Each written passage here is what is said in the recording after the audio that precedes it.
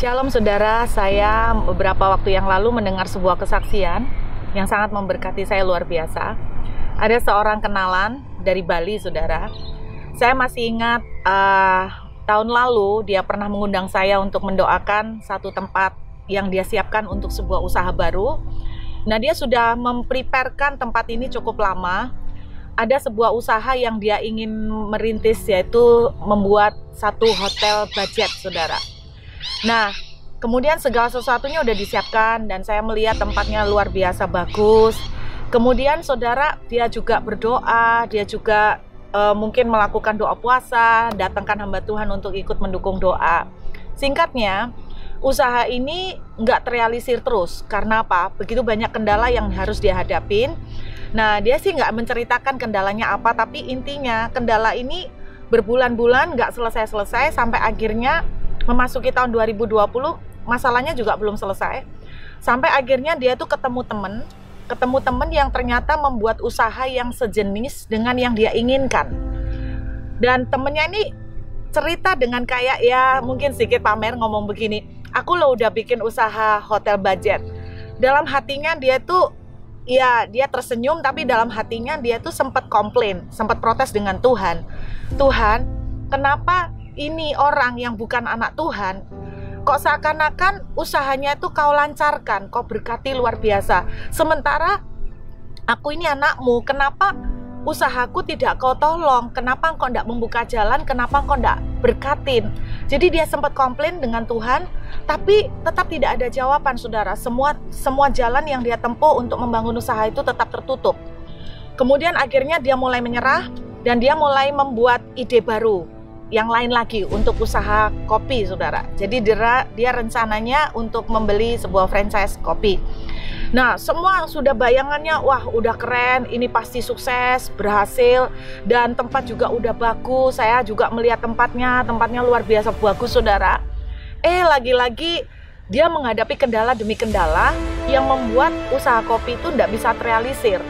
Entah mungkin dia tidak bisa nemukan orang yang tepat untuk mengelola atau dan sebagainya. Pokoknya selalu banyak masalah lah saudara. Nah, banyak dari kita kan selalu berpikir begini, kalau usaha itu dari Tuhan dilancarkan, kalau usaha itu bukan dari Tuhan, Tuhan yang nutup. Mungkin juga saudara, tapi yang dia alamin adalah memang apa yang dia usahakan seperti nggak lancar. Kemudian tidak lama setelah itu dia menyerah. Akhirnya dia ketemu orang lagi, teman yang lain lagi, yang ternyata mengambil dalam tanda kutip seperti mengambil ide usahanya dia, membuka usaha kopi. Dan cukup ramai saudara. Lalu dia tuh ngiri, dalam hati itu dia sempat mengeluh lagi dengan Tuhan.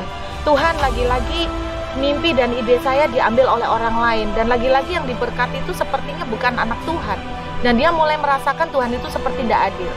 Nah, belakangan pada waktu masa COVID ini, baru akhirnya dia tuh mengerti, selama ini Tuhan tidak berbicara, Tuhan tidak menjawab.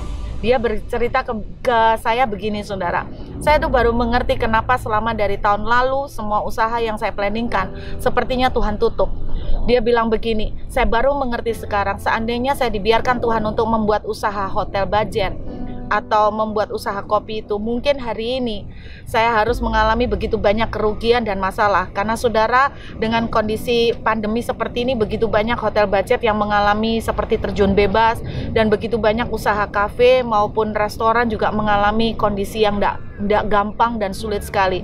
Dan dia bilang, saya bersyukur Tuhan mengizinkan untuk usaha saya itu seperti tertutup. Saya diingatkan Yeremia 29 ayat 11. Sebab aku ini mengetahui rancangan-rancangan apa yang ada padaku mengenai kamu, demikianlah firman Tuhan, yaitu rancangan damai sejahtera dan bukan rancangan kecelakaan, untuk memberikan kepadamu hari depan yang penuh harapan. Saudara, kalau hari ini ada seperti jalan saudara yang tertutup, ada pintu-pintu yang sepertinya Tuhan kok jahat banget untuk menutup, saudara, jangan paksa, jangan komplain dan jangan putus asa. Percayalah, kadang-kadang kita tidak mengerti, tapi Tuhan tahu apa yang terbaik buat saudara dan saya. Percayalah, tidak ada yang kebetulan.